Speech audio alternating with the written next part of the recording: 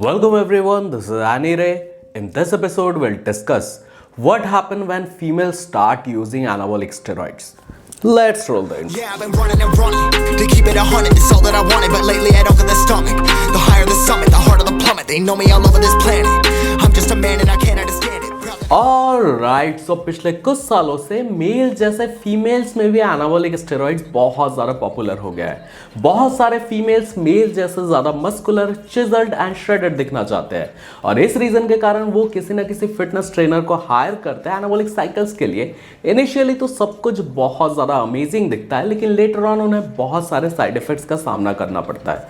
तो आज के एपिसोड में हम जानेंगे कि मेल एंड फीमेल बॉडी में क्या क्या डिफरेंसेस है, स्टेरॉइड के कौन कौन से बेनिफिट्स होते हैं फीमेल बॉडी में, और एंड में जानेंगे कि एनाबॉलिक स्टेरॉइड के कौन कौन से साइड इफेक्ट्स होते हैं फीमेल बॉडी में। बट वीडियो स्टार्ट करने के पहले एक छोटा सा रिक्वेस्ट, अगर आपने मुझे अभी तक इंस्टाग्राम पे फॉलो नहीं किया तो डिस्क्रिप्शन में लिंक होगा, वहां जाके जरूर फॉलो करिएगा। तो स्टार्ट करते हैं आज का एपिसोड। सबसे पहले जानते हैं कि मेल और फीमेल बॉडी में क्या क्या डिफरेंसेस रहते हैं।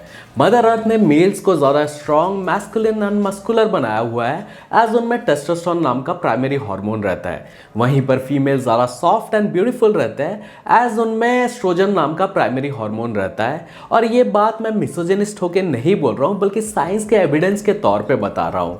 ज्यादातर मेल्स बहुत जल्दी मसल गेन कर लेते हैं, वहीं पर फीमेल्स को मसल गेन करने में बहुत ज़्यादा टाइम लगता है और वो मेल के कंपैरिजन में बहुत कम मसल गेन करते हैं। मेल जो रहते हैं वो 3 से 5% बॉडी फैट में भी जिंदा रह सकते हैं, वहीं पर फीमेल्स को अप्रॉक्सीमेट 12 से 15% बॉडी फैट जरूरी रहता है। मेल्स को एक हेल्दी लाइफस्टाइल जीने के लिए अप्रॉक्सीमेट 15% बॉडी फैट की जरूरत पड़ती है, वहीं पर फीमेल्स को एक हेल्दी लाइफस्टाइल जीने के लिए 20% से ज्यादा फैट परसेंटेज की जरूरत पड़ती है। और जब कोई फीमेल चाहते हैं कि उन्हें मेल जैसी फिजिक चाहिए, आई मीन टू से ज्यादा मस्कुलर, श्रेडेड और कम फैट परसेंटेज, तब वो एनाबॉलिक स्टेरॉइड का यूज करते हैं, जिसमें जो कोच या फिर जो ट्रेनर रहता है वो फीमेल बॉडी में जो मेल प्राइमरी हार्मोन रहता है, दैट इज कॉल्ड टेस्टोस्टेरोन, वो इंजेक्ट करते हैं या फिर एडिबल फॉर्म में उनको देते हैं, जिससे दिन ब दिन वो ज़्यादा मस्कुलर दिखने लगते हैं। साथ ही में उनकी जो स्ट्रेंथ रहती है वो बहुत ज़्यादा बढ़ जाती है और कम फैट परसेंटेज में भी वो बहुत ज़्यादा अच्छा परफॉर्म करने लगते हैं। अब बात कर लेते हैं एनाबॉलिक यूज से फीमेल्स को कौन कौन से बेनिफिट्स होते हैं।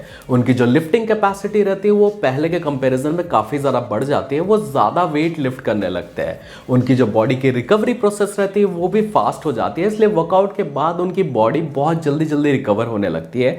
वो पहले के कंपैरिजन में बहुत ज़्यादा मसल गेन करने लगते हैं। जैसे जो एक नॉर्मल फीमेल रहती है वो बहुत अच्छा लिफ्ट करने के बाद भी मिनिमम मसल गेन कर पाती है, एज उनके बॉडी में टेस्टोस्टेरोन नाम का हार्मोन नहीं रहता। और जब उनकी जो बॉडी रहती है वो टेस्टोस्टेरोन हार्मोन से एक्सपोज हो जाती है, तो उनकी जो मसल बिल्डिंग कैपेसिटी रहती है वो बढ़ जाती है, इसलिए वो जल्दी मसल गेन करने लगते हैं। और साथ ही में उनका जो बॉडी फैट परसेंटेज है वो काफ़ी ज़्यादा कम होने लगता है, इसलिए वो ज़्यादा मस्कुलर एंड श्रेडेड दिखने लगते हैं। अब बात कर लेते हैं कि एनाबॉलिक्स के यूज से फीमेल्स को कौन कौन से साइड इफेक्ट्स होते हैं। नंबर 1 पे facial and body hair growth. Mother nature ने मेल्स को फीमेल्स के कंपैरिजन में ज़्यादा हेयरी बनाया हुआ है, एज मेल्स को फेशियल हेयर रहते हैं, मतलब बियर्ड्स आती है, और उनकी बॉडी भी फीमेल्स के कंपैरिजन में ज़्यादा हेयरी रहती है।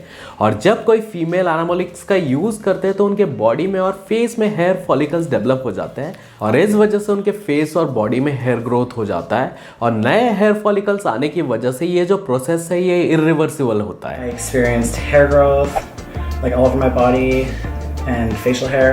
सेकेंड जो साइड इफेक्ट है वो है डीपर वॉइस। जैसे जो मेल्स रहते हैं जब वो अपनी प्यूबर्टी हिट करते हैं तब उनकी जो वॉइस रहती है वो ज़्यादा डीप हो जाती है। सेम विद फीमेल्स ऑल्सो, जब वो एनाबॉलिक स्टेरॉइड का यूज़ करते हैं तो उनके जो वोकल्स कॉर्ड रहते हैं वो ज़्यादा बड़े हो जाते हैं, इस वजह से उनकी जो वॉइस रहती है वो मेल जैसी होने लगती है, आई मीन टू से ज़्यादा डीप वॉइस हो जाती है। और ये जो प्रोसेस रहता है ये भी रिवर्सिबल होता है। Voice changed. My voice got deep really quickly. And third side effect facial structure का चेंज होना। फीमेल्स का जो फेस रहता है वो बाय नेचर बहुत ज़्यादा फेमिनिन एंड ब्यूटीफुल होता है, लेकिन जब वो एनाबॉलिक स्टेरॉइड से एक्सपोज होता है तब उनका जो फेस रहता है वो मैस्कुलिन होने लगता है। उनका जॉ लाइन जो रहता है वो पहले के कंपैरिजन में काफ़ी ज़्यादा ब्रॉड एंड चिजल्ड दिखने लगता है। Fourth side effect irregular menstrual cycle. एक हेल्दी फीमेल के बॉडी में 20 to 25% फैट परसेंटेज रहना चाहिए, तभी उनकी जो बॉडी रहती है वो बहुत अच्छे से फंक्शन करती है। लेकिन टेस्टोस्टेरोन के यूज़ करने के बाद जब उनका फैट परसेंटेज 12 के नीचे आ जाता है या फिर 12 पे रहता है, तब उनके बॉडी में बहुत सारे डिस्फंक्शंस रहते हैं, जिनमें से एक होता है कि इरेगुलर मेंस्ट्रुअल साइकिल। और इस फेज में उनके जो हार्मोन्स रहते हैं वो बहुत ज़्यादा डिसबैलेंस हो जाते हैं और इस वजह से उनके मूड स्विंग्स भी बहुत ज़्यादा बढ़ जाते हैं और ये जो टाइम रहता है ये उनके लिए बहुत बड़ा ट्रॉमा होता है। Fifth side effect, fertility issues. जब फीमेल्स टेस्टोस्टेरोन हार्मोन का यूज़ करने लगते हैं तब उनके जो मेंस्ट्रुअल साइकिल रहता है वो बहुत ज़्यादा इरेगुलर हो जाता है और बॉडी में टेस्टोस्टेरोन की मात्रा ज़्यादा होने की वजह से उन्हें बेबी कंसीव करने में भी बहुत ज़्यादा प्रॉब्लम होती है। Number 6, enlargement of clitoris. लंबे समय तक परफॉर्मेंस एनहांसिंग ड्रग्स का यूज़ करने से फीमेल्स की जो क्लिटोरियस रहती है उसका साइज दिन ब दिन बढ़ने लगता है। जैसे मेल बॉडी में टेस्टोस्टेरोन की वजह से जो डिफरेंसेस आते हैं, सेम विद फीमेल्स ऑल्सो, इसलिए उनकी जो क्लिटोरियस रहती है वो एक टाइम के बाद मेल ऑर्गन में कन्वर्ट होने को देखती है। इस वजह से उनकी जो क्लिटोरी का साइज रहता है वो पहले के कंपेरिजन में काफ़ी ज़्यादा बड़ी हो जाती है और ये काफ़ी ज़्यादा हॉरिबल एक्सपीरियंस होता है। My clit got bigger. Number 7, attraction with similar gender. Testosterone के लंबे समय के यूज़ करने से न सिर्फ फीमेल बॉडी में फिजिकल चेंजेस आते हैं बल्कि मेंटल चेंजेस आते हैं, इसलिए उनको सिमिलर जेंडर के साथ अट्रैक्शन होने लगता है। और साथ ही में hair fall, acne, heart disease, cholesterol का बढ़ जाना, ये सब कॉमन प्रॉब्लम फीमेल्स में देखा जाता है जब वो एक्सटर्नल हार्मोन्स का यूज़ करते हैं। तो निष्कर्ष क्या निकलता है?